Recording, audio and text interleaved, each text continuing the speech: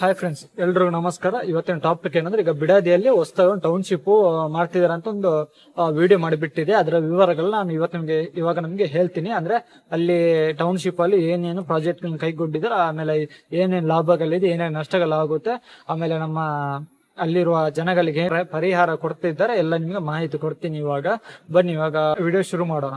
ಅದಕ್ಕಿಂತ ಮೊದಲು ನಮ್ಮ ಚಾನಲ್ ಯಾರಾದ್ರೂ ಹೊಸದಾಗಿ ವೀಕ್ಷಿಸ್ತಾ ಇದ್ದಾರೆ, ನಮ್ಮ ಚಾನಲ್ ಸಬ್ಸ್ಕ್ರೈಬ್ ಮಾಡ್ಕೊಳ್ಳಿ, ಹಾಗೆ ಬೆಲ್ ಐಕಾನ್ ಒತ್ತೋದನ್ನ ಮರೆಯಬೇಡಿ. ಬನ್ನಿ ಇವಾಗ ಟಾಪಿಕ್ ಶುರು ಮಾಡೋಣ. ಮೊದಲನೇದಾಗಿ ನಮ್ಮ ಬಿಡದಿ ಟೌನ್ಶಿಪ್ ಫಸ್ಟ್ ಅಲ್ಲಿ ಏನೆಂದು ತಿಳಿದುಕೊಳ್ಳೋಣ. ಅದರ ಮಾಹಿತಿ ನಿಮ್ಗೆ ಹೇಳ್ತೀನಿ. ಇವಾಗ ಮೊದಲನೇದಾಗಿ ಬಿಡದಿಯಲ್ಲಿ ಕರ್ನಾಟಕ ಸರ್ಕಾರ ಗ್ರೇಟರ್ ಬೆಂಗಳೂರು ಇಂಟರ್ಗ್ರೇಟೆಡ್ ಟೌನ್ಶಿಪ್ ಎಂಬ ಮೆಗಾ ಸ್ಮಾರ್ಟ್ ಸಿಟಿ ಯೋಜನೆ ಅಭಿವೃದ್ಧಿ ಪಡಿಸುತ್ತಿದೆ. ಇದನ್ನು ಭಾರತದ ಮೊದಲ ಪವರ್ಡ್ ಟೌನ್ಶಿಪ್ ಎಂದು ಕರೆಯಲಾಗುತ್ತದೆ. ಅಂದ್ರೆ ಇದು ಏನ್ ಮಾಡ್ತಿದಾರೆ ಅಂದ್ರೆ, ಇವರು ಟೌನ್ಶಿಪ್ ಅಲ್ಲಿ ಇವಾಗಿನ ಜನರೇಷನ್ಗೆ ಹೇಗೆ ಬೇಕೋ ಹಂಗ್ ಮಾಡ್ತಿದ್ದಾರೆ. ಅಂದ್ರೆ ಇವಾಗ ಬೆಂಗಳೂರಲ್ಲಿ ಏನಿದೆ, ಬೆಂಗಳೂರು ಸಿಟಿಗಳಲ್ಲಿ ಏನಿದೆ, ಸ್ವಲ್ಪ ಓಲ್ಡ್ ಅಂದ್ರೆ ಮೊದಲು ಮಾಡಿಟ್ಟದೇನಿದೆ ಅದೇ ಇರೋದು. ಇವಾಗ ಬಿಡದಿ ಟೌನ್ಶಿಪ್ ಅಲ್ಲಿ ಏನ್ ಮಾಡ್ತೀವಿ, ಹೊಸದಾಗಿ ಅಂದ್ರೆ ಇವಾಗದ ಜನರೇಷನ್ಗೆ ಯಾವ ರೀತಿ ಬೇಕು ಆ ರೀತಿ ಇದನ್ನು ಟೌನ್ಶಿಪ್ ಇದು ಪ್ರಾಜೆಕ್ಟ್ ಅನ್ನು ಮಾಡ್ತಾ ಇದ್ದಾರೆ. ಅಂದ್ರೆ ಅಲ್ಲಿ ಇರುವ ಕಂಪ್ನಿಗಳ ಅಥವಾ ವಸತಿ ಅಂದ್ರೆ ಇದು ರೆಸಿಡೆನ್ಸಿಯಲ್ ಏರಿಯಾಗಳನ್ನೆಲ್ಲ ಮಾಡ್ತಿದ್ದಾರೆ ಹೊಸದಾಗಿ. ಅದನ್ನ ಇವಾಗಿನ ಜನರೇಷನ್ ಹಂಗ್ ಮಾಡ್ತಾ ಇದ್ದಾರೆ. ಆಮೇಲೆ ಇದು ಬಿಡದಿ ಟೌನ್ಶಿಪ್ ಎಲ್ಲಿ ಬರುತ್ತೆ ಅಂದ್ರೆ, ಬಿಡದಿ ರಾಮನಗರ ಜಿಲ್ಲೆಯಲ್ಲಿ ಬರುತ್ತೆ. ರಾಮನಗರ ಜಿಲ್ಲೆ ಬಿಡದಿಯಲ್ಲಿ ಬರುತ್ತೆ. ಬೆಂಗಳೂರಿಂದ ಸುಮಾರು 30 ಕಿಲೋಮೀಟರ್ ಆಗುತ್ತೆ.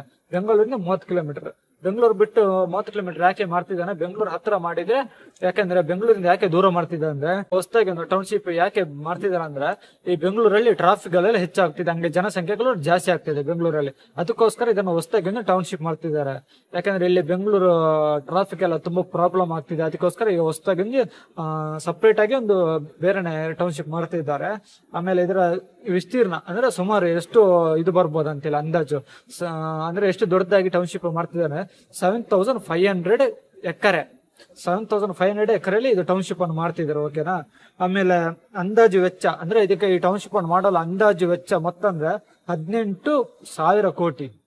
18,000 ಕೋಟಿ ಲೆಕ್ಕ ಹಾಕಿ ನೀವೇ ಎಷ್ಟು ಆಗ್ಬೋದು, ಎಷ್ಟು ನಮ್ಮ ಕರ್ನಾಟಕದ GDP ಎಷ್ಟು ಖಾಲಿ ಆಗ್ಬೋದು ನೀವೇ. ಅಂದ್ರೆ ಕರ್ನಾಟಕ GDP ಆಲ್ರೆಡಿ ಖಾಲಿ ಆಗುತ್ತೆ. ಆಮೇಲೆ ಬೇರೆ ಸ್ಟೇಟ್ಗಳಿಂದ ಸಾಲ ತಗೊಂಡು ಇದನ್ನು ಮಾಡ್ತಾ ಇದ್ದಾರೆ. ಬಟ್ ಅದು ಹೇಗೆ ಮಾಡ್ತಾರೆ ನಮ್ ಕೂಡ ಗೊತ್ತಿಲ್ಲ.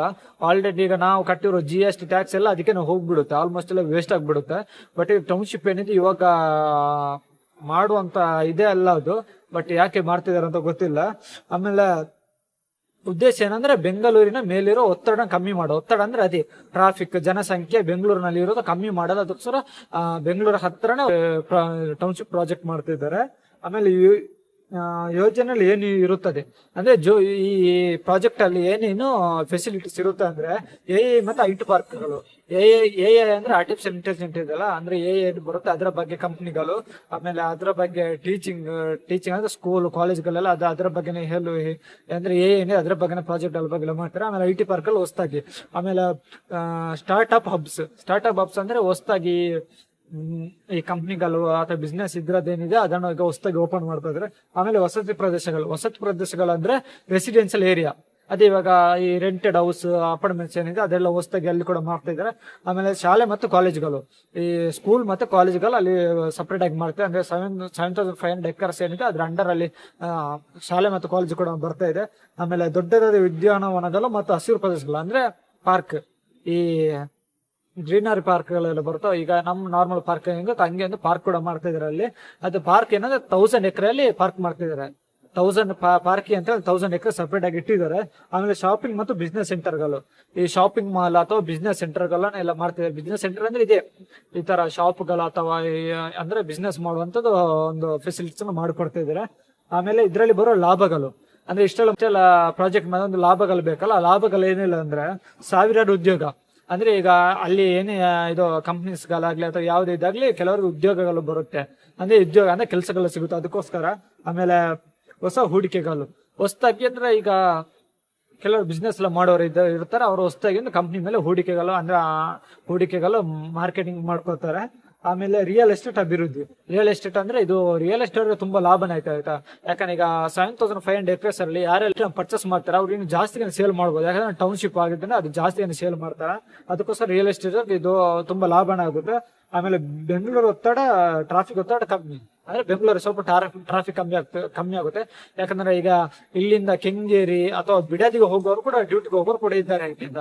ಅದಕ್ಕೋಸ್ಕರ ಇಲ್ಲಿಂದ ಅಲ್ಲಿ ಹೋಗೋರು ಅಲ್ಲೇ ಒಂದು ಟೌನ್ಶಿಪ್ ಮಾಡ್ಕೊಡ್ತಿದ್ದಾರೆ, ಅಲ್ಲಿ ಅವ್ರಿಗೆ ಹತ್ತಿರ ಆಗಲಿ ಅಂತ.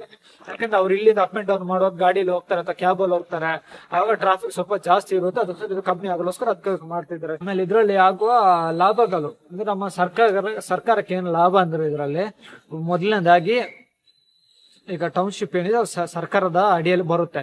ಇದನ್ನ ಪರ್ಚೇಸ್ ಮಾಡೋರಿಗೆ 1 to double ರೇಟ್ ಅಲ್ಲಿ ಸೇಲ್ ಮಾಡ್ತಾರೆ.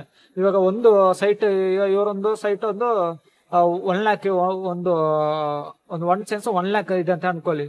ಇವರು 1 lakh ಪರ್ಚೇಸ್ ಮಾಡಿದ್ರೆ ಅದನ್ನ 2 lakh ಸೇಲ್ ಮಾಡ್ತಾರೆ. ಅವಾಗ ಇವು ಸರ್ಕಾರಕ್ಕೆ ಲಾಭ ಆಗುತ್ತೆ, ಅದೊಂದು.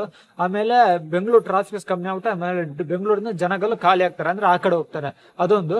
ಆಮೇಲೆ ಹೊಸದಾಗಿ ಕಂಪ್ನಿಗಳನ್ನ ಮಾಡಕ್ಕೊಂದು ಜಾಗ ಸಿಕ್ಕಂಗೆ ಆಗುತ್ತೆ. ಅಂದ್ರೆ ಹೊಸದಾಗಿ ಕಂಪ್ನಿ, ಸ್ಕೂಲ್ ಅಥವಾ ರೆಸಿಡೆನ್ಸಿಯಲ್ ಏರಿಯಾಗಳ ಮಾಡೋದಕ್ಕೆ ಹೊಸದಾಗಿ ಜಾಗಗಳು ಸಿಗುತ್ತೆ. ಹಾಗೆ ಅಲ್ಲಿ ಕೂಡ ಹೆಚ್ಚು ಜನಗಳು ಬರುತ್ತೆ. ಅದಕ್ಕೋಸ್ಕರ ಅಲ್ಲಿ ಯಾರೆಲ್ಲ ಹೊಸದಾಗಿ ಬಿಸ್ನೆಸ್ ಎಲ್ಲ ಮಾಡ್ಬೇಕಂದ್ರೆ ಎಲ್ಲರೂ ಅಲ್ಲಿ ಮಾಡ್ಕೊತಾರೆ.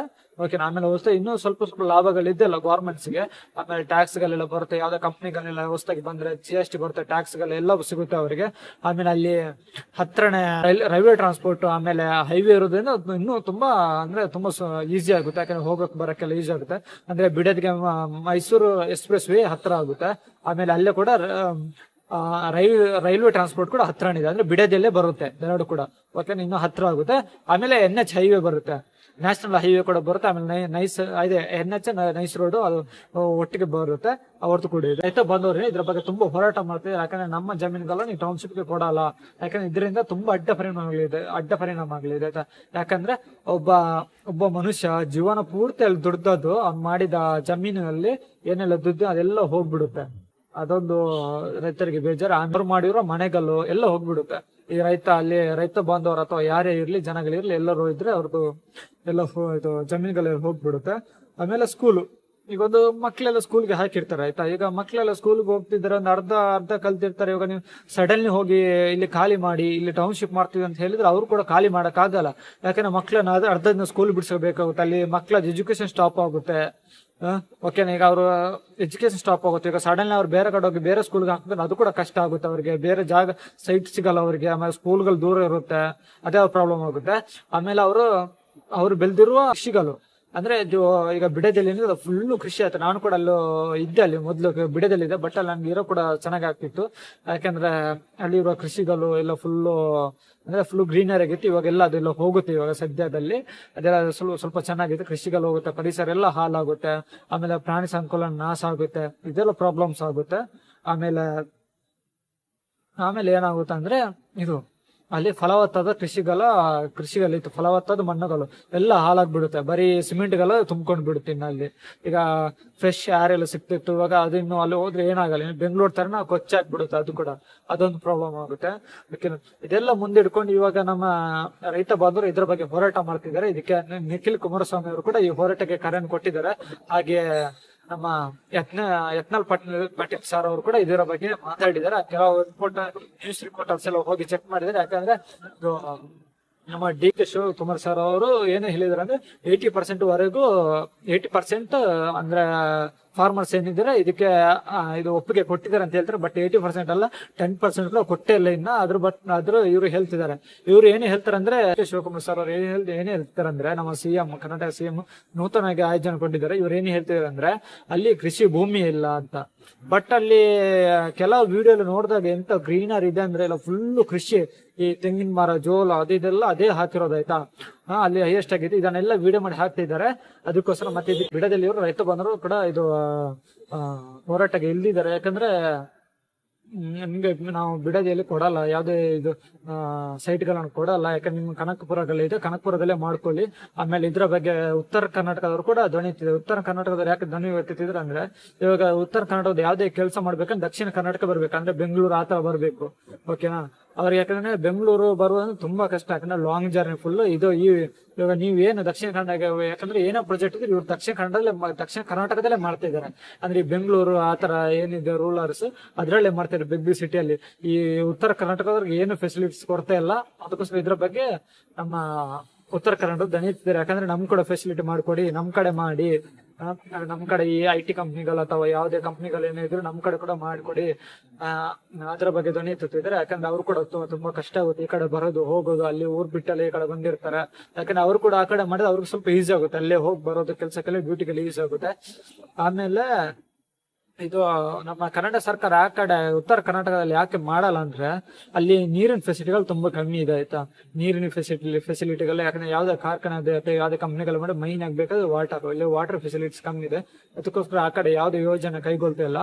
ಹಾಗೆ ಇಲ್ಲಿ ಬಿಡದಿಯಲ್ಲಿ ಕೂಡ ಏನು ಯೋಜನೆ ಕೈಗೊಂಡಿದ್ದಾರೆ ಅದ್ರ ಬಗ್ಗೆ ಇವಾಗ ನಮ್ಮ ಫಾರ್ಮರ್ಸ್ ಏನಿದೆ ಅದ್ರ ಬಗ್ಗೆ ಹೋರಾಟ ಎಲ್ಲ ಮಾಡ್ತಾ ಇದಾರೆ.